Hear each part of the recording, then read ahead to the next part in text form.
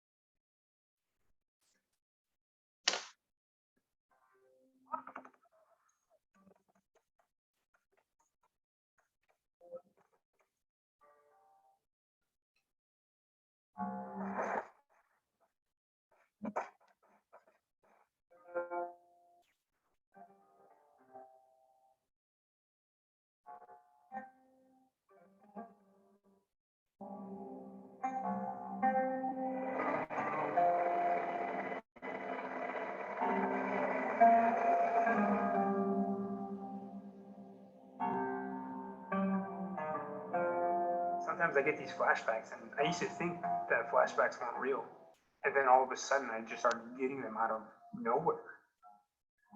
And you know, you're a young guy going through all this stuff. I was 22 on my third tour, and you know, no one tells you about this stuff. You know, even the old guys that were in. I had like my platoon sergeant, Hot Dog, dude had like 18 years in, had like 17, 16 deployments, 8 of them were combat tours. You know, we're not talking about, you know, how to upkeep our bodies or upkeep our mental states throughout that time period.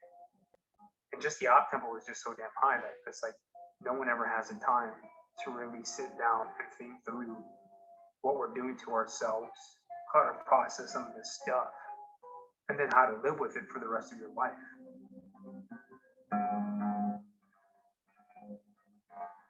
Our family members may not go downrange with those that serve, but they're still in the fight in a different way. And sometimes I think they have it rougher when they're back home because they're just waiting to hear or waiting for their loved one to return. When you go downrange, you know what your job is, you know what your duty is, you know what you're going to do pretty much each day and what you're concentrating on. They don't have that luxury. They're just They're just waiting for their loved one to come back. And so I think for them, it's even more challenging at times. So.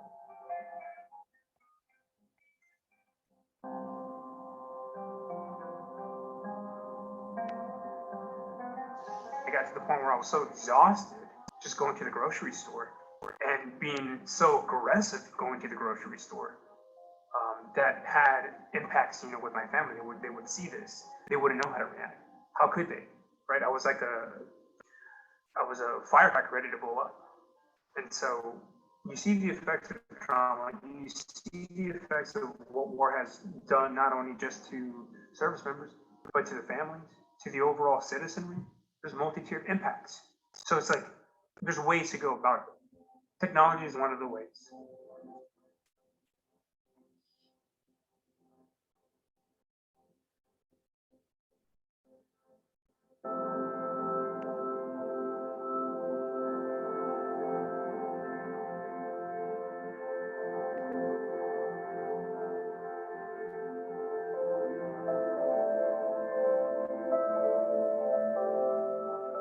Before we made time machine, we knew that when people talked with a counselor or in a group setting, and they worked through their relationship with themselves over time, so they started to connect with their past selves in a positive way, forgiveness and love, when they started to look forward to the future with plans, goals, and a sense of hopefulness, that actually affected career, education, and health outcomes in a really positive way. So we knew that, and we wanted to use Time Machine, a scalable tool where people could actually guide their own healing process to help people heal trauma. Time Machine, it forces you to slow down. You're able to create a certain type of emotion-related information that's going to serve you better in the future.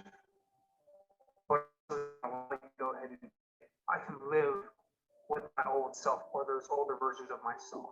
Like you say, I'm going to love you for who you are.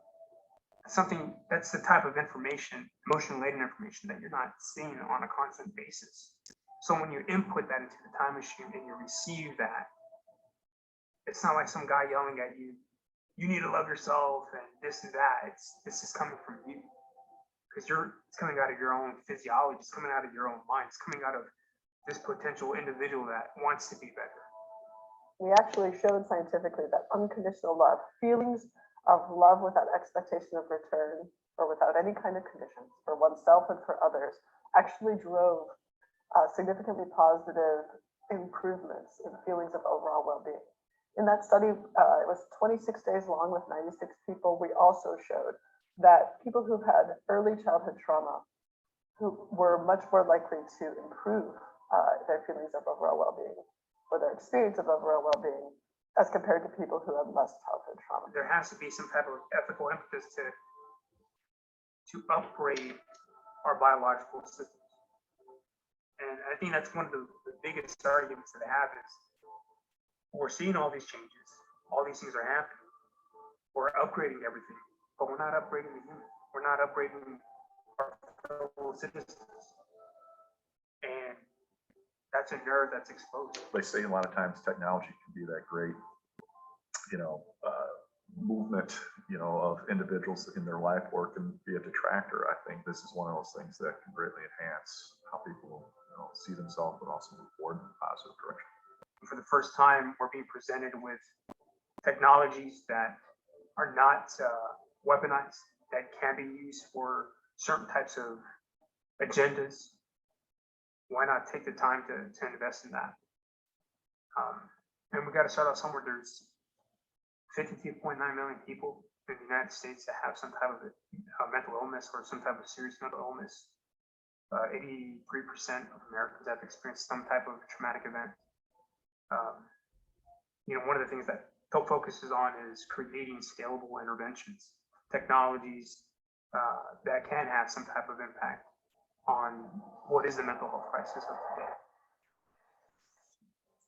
We're very excited to bring this tool, which is based on already scientifically vetted methods in counseling, but now we can scale it out to many people and hopefully to the community of service members who have experienced trauma and would like to work through that trauma without worries about privacy.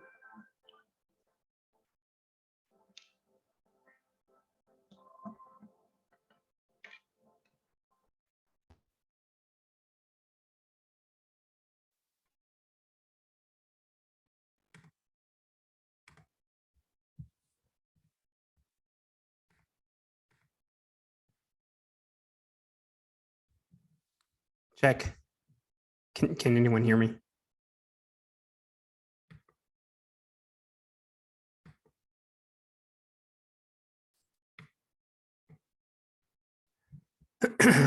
All right. I don't know if anyone has any questions. If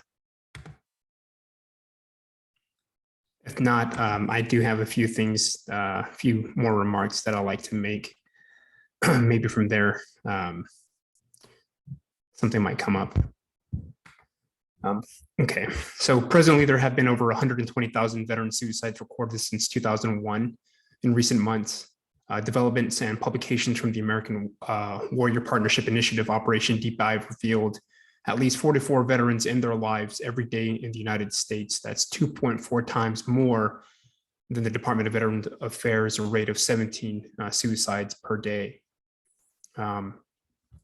So current metrics that are coming in as a result of having to reassess what we would consider suicide completion. Study was conducted across 8 states that revealed that rather than the traditional method of suicide, which was resulting from firearms, has now become second tiered, and it's actually overdoses that are the larger majority of these suicides. One of the interesting factors when reading Operation Deep Dive's report was that in 2017 and 2018, there was a historical, or at least an increase in the suicide rate. Not only was there a significant increase in the suicide rate within the veteran population, but also amongst the citizen base. Well, when we begin to assess what was taking place in terms of what we would call interstate strategic competition, or just how adversaries were impacting the United States, when we begin to look at the temporal framework from 2014 going into 2018 and 2019, we see that there is an extensive influence operation taking place. So most of the research that I do is in how narrative-centric attacks essentially create digital atmospheres that tether into affective states. So moods and emotions are essentially cultivated. As a result of that, the biological stress response gets put in overdrive. And so the way the biological stress response is connected to the emotional latent information is that we have a mimetic environment, right? So these are things like our values, our beliefs, our thoughts that essentially become fractured as a result of specific types of content. So specifically in the veteran demographic, we really didn't hear in the mainstream media that there was an influence operation that essentially was targeting veterans and service members. A young man by the name of Christopher Goldsmith essentially blew or exposed that operation. And just to give you a scope of what was taking place, was the Internet Research Agency, or Russian sock puppets, essentially created information hubs across platforms. So everything from YouTube to Facebook to Instagram, and they lured in thousands upon thousands of people. Specifically one site, I think it was the Vietnam Veterans of America. It was a mock chartered veteran organization. So Russian sock puppets essentially recreated an information hub that solely worked with individuals who were of the Vietnam era. And what they did was they pumped a bunch of memes, internet memes, the visuals, audios, disinformation, misinformation. And essentially what ended up taking place was these 160,000 people were influenced to a certain degree.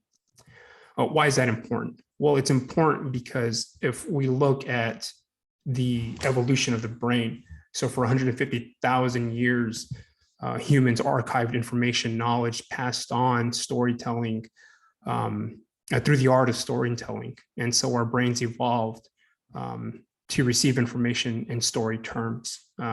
some of the research that I'm talking about comes from the narrative networks framework, which looks at how things like mirror coupling, transportation and assimilation, which is essentially taking certain parts and features of nonfiction or fiction characters, and then it becomes our own, or immersing oneself into another person's story, essentially impact the way we view and understand the percepts of our social construction. So essentially, what happened in terms of the information hubs was atmospheres generated by emotionally laden content caused not only division, but it had biological impacts that led to further increases in mental health illnesses or predispositions to some type of mental health illness.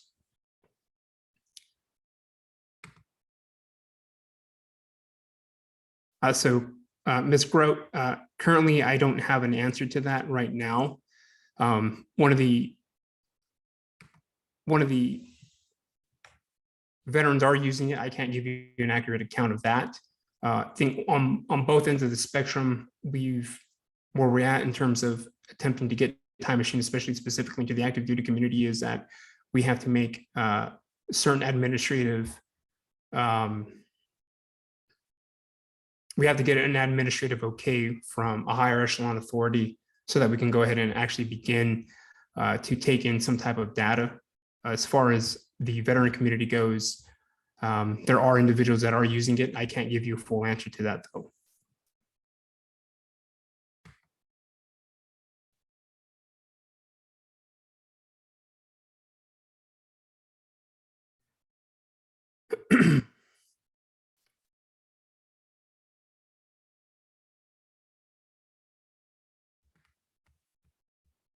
And I don't know if anyone else has any more questions.